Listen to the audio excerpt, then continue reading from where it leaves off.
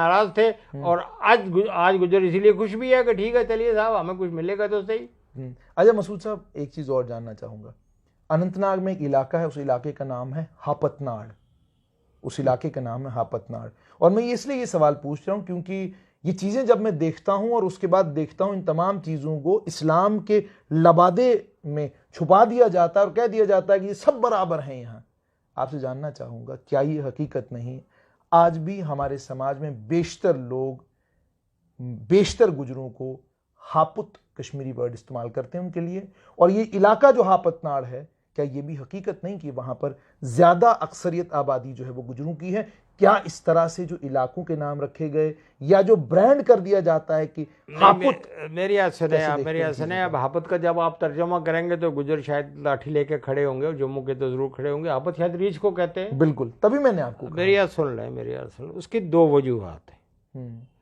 पहली बात यह है कि जब आपको हैरानगी होगी कि गुजरों का जम्मू कश्मीर में एक ज़माने में राज रहा है, वो मैं तारीख डिस्कस नहीं करना चाहता। ठीक। और उसके बाद जब महाराजा गुलाब सिंह यहाँ तशरीफ लाए तो उन्होंने पूरे कश्मीर के चारों तरफ गुजरों को हज़ारा से, पंजाब से लाके सेटल कर दिया कि भाई इनका ख्याल रखो। ये ठीक। लठवट मारने में उस जमाने में गुजर ये तो मेरी तरह कमज़ोर नहीं थे, वो ठीक ठाक थे। आज भी ठीक ठाक है, आज भी ठीक ठाक है। तो एक इनबिल्ट, वो पुरानी इनबिल्ट एक हेट्रेड गुजर के खिलाफ थी। बिल्कुल। और जब तक गुजर के पास लट रही और जब तक शायद शख्सी दौर रहा तो पैटर्नेज थी। ठीक। महाराजा गुलाब सिंह के वक़्त कोई आदमी जंगल का दरख्त नहीं काट सकता था, वो गुजर को कोई पूछता नहीं था। ठीक। तभी आप देखेंगे जो जंगल था वो जहाँ भैंसें हैं, जहाँ डोके हैं, मजाटी ही नहीं की थी। ठीक। तो वो थोड़ा इस्तेमाल भी आते थे कि भाई इनको आने न दो। ठीक। वो एक इनबिल्ट ट्रेडिशनल एक नफरत रही गुजर के खिलाफ कि ये हमारे खिलाफ इस्तेमाल हुआ है। ठीक। अब जब गुजरों की हालत डाउन हो गई तो आप सर पे सवार हो गए। ठीक। तो और ये था कि भाई वो कहा, बड़े किस्से मशहूर हैं। अब मेरे ख्याल में मैं क्या बोलूं, लेकिन वक्त एक जैसा नहीं रहता। ठीक। मैं समझता हूं कि गुजरों का अगर प्लान्ड तरीके से, जिस तरह से गवर्नमेंट ऑफ इंडिया कह रही है, अगर इनकी तरक्की पे पैसा खर्च किया जाएगा, इनकी तालीम पे, इनकी सेहत पे, इनके कारोबार पे, तो 5-10 साल के बाद मेरे ख्याल में ये शिकायत नहीं रहेगी। और आप भी शिकायत, अभी भी कश्मीर में ये बात जाती हो जाती है। अभी भी कश्मीर में जो पढ़ा लिखा गुजर है उसको तो रिश्ता भी देते हैं। ठीक। वो ठीक है, उसको घर में वेलकम भी करते हैं, रिश्ता भी दे देंगे। लेकिन गरीब गुजर को तो गुजर भी नहीं देते, तो वो कहाँ देंगे? गुर्बत जो है ना, एक अल्लाह की तरफ से एक बड़ी सज़ा है। तो इसलिए अगर कश्मीर में लोग इनको प्रॉपर ट्रीट नहीं करते और इनको अस्पताल में नहीं जाने देते तो वो इनकी गुर्बत एक वजह है। तो मेरे ख्याल में यही वजह है कि आप ये मज़हब का जो कार्ड है इन पर नहीं कर सकते, खेल नहीं सकते। नहीं, वो कभी जब आपको कोई मराद देनी है वो तो देते नहीं आप। बिल्कुल। अस्पताल में हमको जाना नहीं देते, दवाई हमको देते नहीं, मुलाजमत हमको देते नहीं हैं। और जब कोई प्रेशर आता तो कहते हैं हम भाई भाई है। बिल्कुल बिल्कुल। आखिर में आपसे जानना चाहूँगा, ये सवाल इसलिए पूछ रहा हूँ क्योंकि मैं आपसे समझना भी चाहूँगा। बिल्कुल आखिरी सवाल है, चौधरी गुलाम अब्बास कौन थे, उनकी शख्सियत क्या थी, और तारीख में, रियासत जम्मू कश्मीर की तारीख में इस वक्त वो कहाँ होते अगर 47 में वो ना हुआ होता जो हो गया?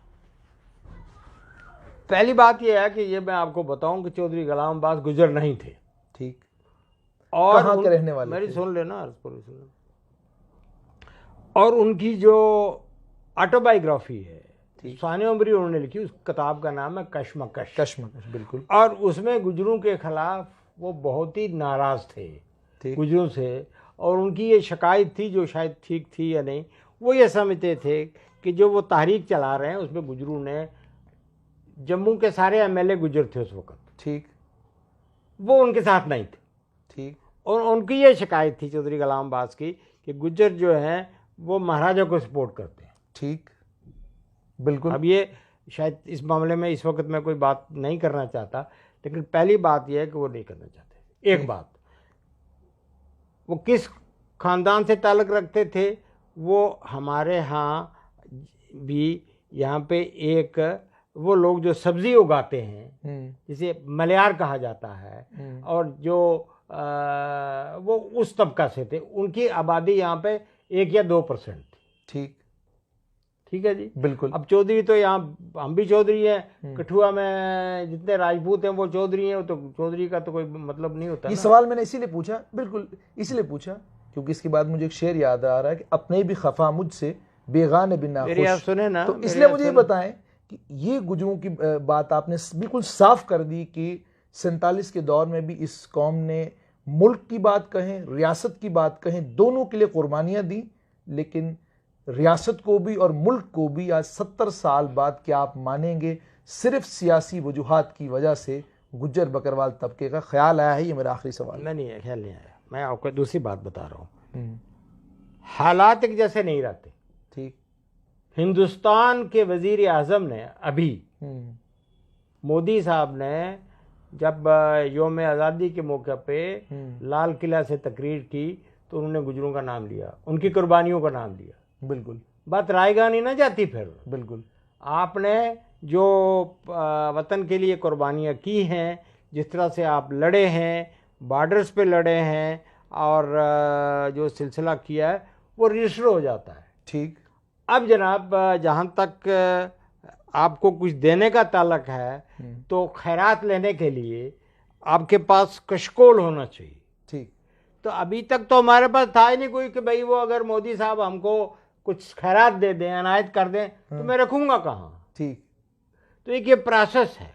ठीक। तो उम्मीद लगती है कि भाई वो इस मामला में, गुजरों के मामला में हुकूमत जो है, उनका माइंड जो है वो क्लियर है, और कुछ डेवलपमेंट अल्लाह करे इनकी हो जाएगी। एक बात, अब्बास साहब का जो था वो, मैं आपको ये बात बता दूं, क्योंकि वो गुजरों से नहीं था, गुजर से नाराज़ था, ये उसकी किताब में है। और एक मिनट, सवाल ही मैंने इसीलिए पूछा था। हाँ, नहीं वो नाराज थे, वो कहते थे ये महाराजा के साथ, महाराजा के साथ है, उसके आदमी है वो। अब ये इस वक्त सारी बातें आप मुझसे ना पूछें, फैक्ट है ये कि बस महाराजा के साथ। एक बात।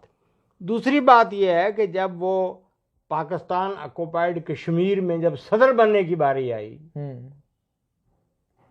तो ये वसीयत लीडर शायद ये सीनियर मोस्ट थे, ये तो शेख साहब के हम पल्ला थे। बिल्कुल, शेख साहब, लेकिन ये सदर नहीं बने। उसकी वजह ये थी कि इब्राहिम खान की बरादरी ज्यादा थी वहाँ, इनके साथ था कोई नहीं।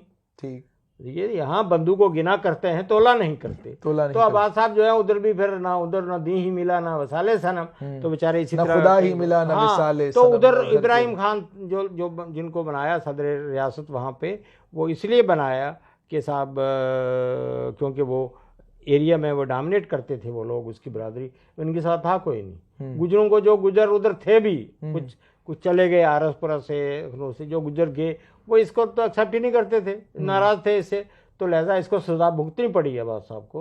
अगर यहाँ रहते, शेख साहब के साथ रहते, अगर उन्होंने गलत कदम उठाया उस वक्त, शेख साहब के साथ रहते, तो मुमकिन है यहाँ पे बेहतर सेटलमेंट होता उनका। बहुत बहुत शुक्रिया। तो ये आपने सुन लिया गुजरों की एक ताकतवर आवाज़ को। बहुत सारी चीज़ें इन्होंने साफ की, और इन्होंने ये भी साफ तौर पर कहा कि आप अब इस दौर में, इस वक्त में उम्मीद और तवक्का ये है, और उम्मीद पर ही दुनिया कायम है, कि इस बार जो रियासत जम्मू कश्मीर, माफ़ कीजिएगा union territory of Jammu Kashmir में, उम्मीद और तवक्का गुजर तबके को ये है कि अब इनकी भलाई का काम होगा, और इस चीज़ को इंश्योर किया जाएगा कि गुजरों को वो सियासी रिजर्वेशन मिले जिसके वो जम्मू कश्मीर में हकदार है। दीजिए इजाज़त, फिर हाजिर होंगे ऐसी किसी हस्ती के साथ, ऐसा ही कोई और इंटरव्यू लेकर।